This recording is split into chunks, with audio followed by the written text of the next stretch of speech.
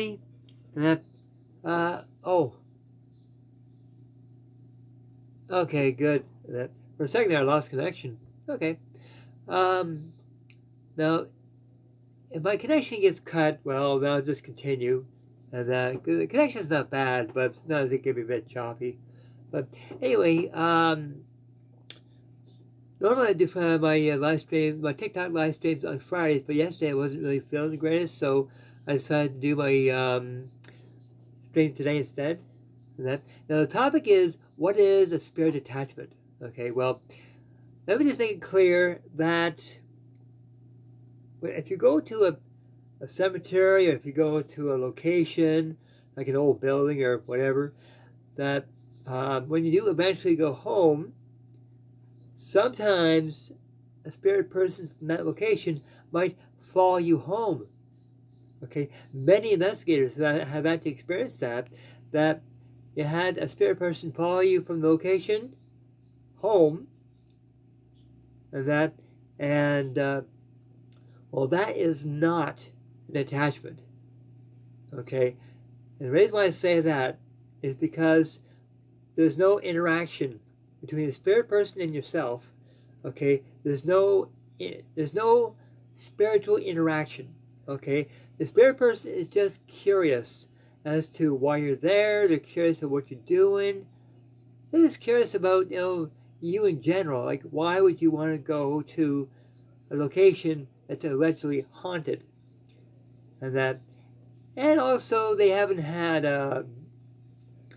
they basically haven't had anybody to really interact with in such a very, very long time, that their curiosity just goes into overdrive. Okay, because that's one thing about us. We're in the physical, we're curious. It's natural. When you leave the physical, you're still curious, but it's amplified. So you're really, really curious about people that enter your burial and where you're buried, which is very, very rare. Or if you go to a location where your spirit is still hanging around and you see, oh, I don't recognize that guy. I'm curious about who he is. It's that. Okay? It's not an attachment at all. Okay? What is an attachment, okay, is basically when the spirit's energy and your energy, your aura, your energy field, and that intermix. Okay? So basically, if the spirit person comes within your aura and thinks, oh, a living person, oh, cool. It's been so long since I've experienced some of the great things when I was alive. Regardless of what it is, even when it comes to life's vices, like smoking, drinking, looking at stuff you shouldn't, like nudity and stuff like that, all the things that make you feel good. Okay, well, especially if someone was, say, drank a lot of, a person that drank a lot of alcohol and read a lot of girly magazines, okay, they had missed that so much that they would interact with that living person, the host, and they would literally think, oh, I hope this guy does some of the things I used to do. That way I'll get some of that sensation back. You see, when a spirit person attaches itself to you, and that they're not really caring what it'll do to you, as long as they get the satisfaction that they enjoyed when they're alive. Okay, and once the spirit person is attached to you, and they don't want to let go. They're enjoying it too much. Especially when it comes to eating. Eating foods that you recognize, like pizza or steak, or dare I say, liver and onions, and anything that the spirit person used to enjoy in life. If that physical person enjoys the same thing, they'll think, "Oh, I get to relive, re-experience, I should say, the sensations of enjoying that kind of food all over again. It feels so good. It tastes so good. It smells so good." Okay, there's an interaction there, but sometimes you can tell.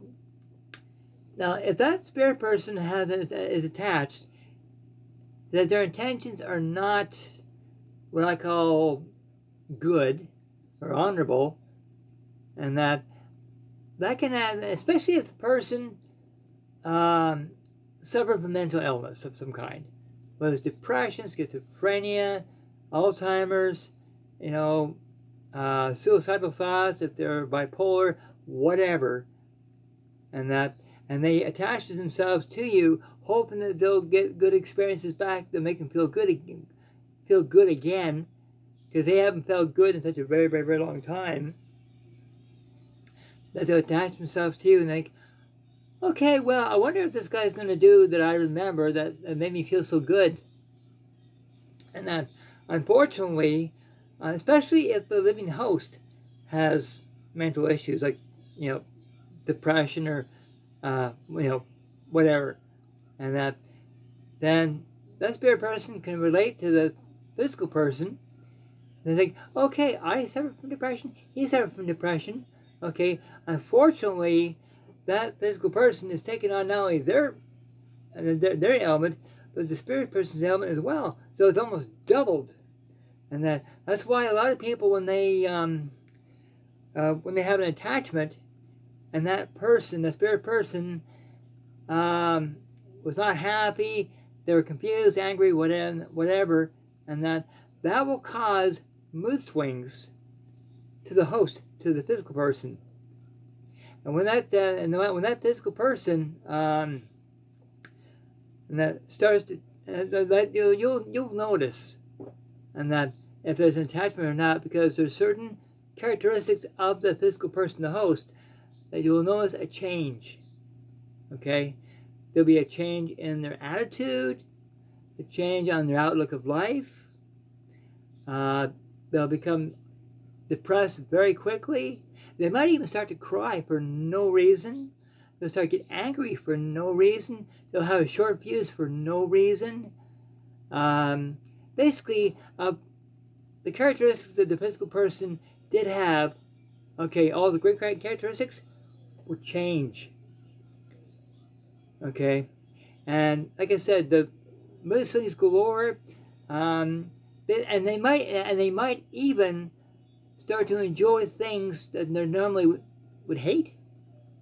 For a person that didn't drink or eat junk food, if the spirit person lived off of drink and junk food, all of a sudden that physical person would start drinking liquor, start eating pizza, the stuff that the physical person would stay away from because it's not healthy. Well, the spirit person would say, okay, I want to enjoy a beer, I want to enjoy some pizza, I'm going to get the physical host to have lots of beer, have a couple of big whacks of pizza, have a good old time. Well, that'll be out of character for that physical person. Okay? Because physical sensations is what that spirit person is aiming for. But, and also, that physical person might start watching TV knowing that they would normally hate. And that, so like I said, mental changes and stuff. And that, so if you know anybody that have had these kind of big mood swings, they go from hating pizza to loving pizza, hating alcohol to loving alcohol. They start one day they're on top of the world, the next day they're absolutely like just let me die, that kind of attitude. Okay, well, it could mean there's bipolar, but if that's ruled out, then it could be an attachment. And that, so for those who are not sure which way to look, okay, whether it's something mental or if it's a spirit attachment, I'd say for sure, get the one debunked, okay, make sure that person hasn't got any mental issues of any kind, like, bipolar, schizophrenia, severe chronic depression, whatever, okay, if that's ruled out, okay, and you gotta be patient with this because it takes time. Okay, if that's rolled out, then it's, my screen is one blank. Crap. Yeah, that's better. Then it could be a spiritual thing, a spirit attachment. Okay, in that case, I would strongly recommend for you to get hold of a psychic medium that specializes in spirit detachments, okay, because the chances are you've got an attachment that needs to be removed, okay. Now, when it comes to the more sinister type of spirits, like you've seen on TV, okay, let's say it's a very negative person or a very negative energy, well, that can actually do harm. You see, any kind of spirit attachment is not healthy for the host, for the physical person. It's not healthy at all, okay? But the more negative the spirit is, the more draining it is for the host, and the more dangerous it is for the host, for the physical person, to the point that you definitely got to get something done, okay? And like I said, you know, like, because, see, the longer that the spirit attachment is part of you, especially if it's negative, and that the more harm it can do to you, and eventually, especially if it's an attachment that's not human, okay, that is very, very dangerous, okay, because it could go from this a mere spirit attachment to a full possession. That's when the entity takes complete control over, and its goal is to get to other people, but to get rid of you, basically, because it couldn't give two hoots about your well-being, as long as it destroys, and that's where exorcisms come in, to remove that negative entity. Okay, but when it comes to just hello, user 4940. Hey, how are ya? First time I've ever seen something in chat. Yes. And so anyway,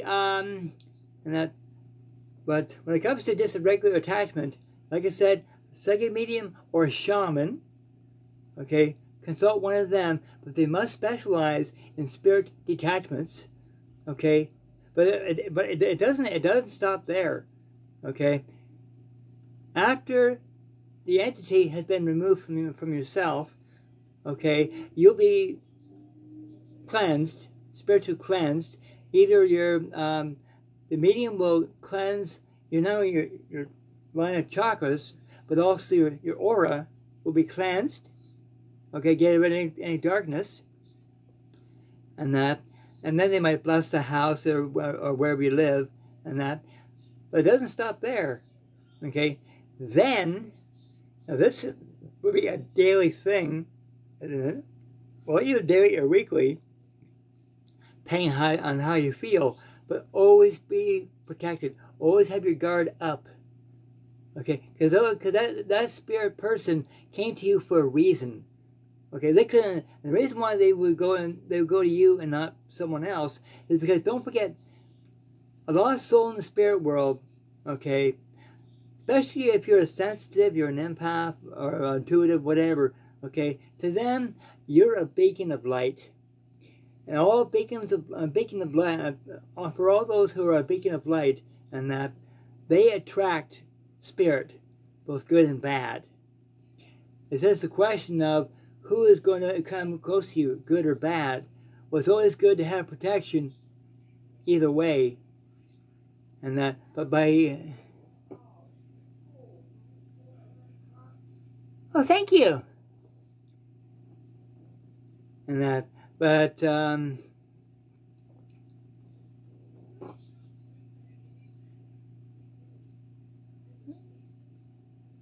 oh, thank you very much. Yeah, bless you.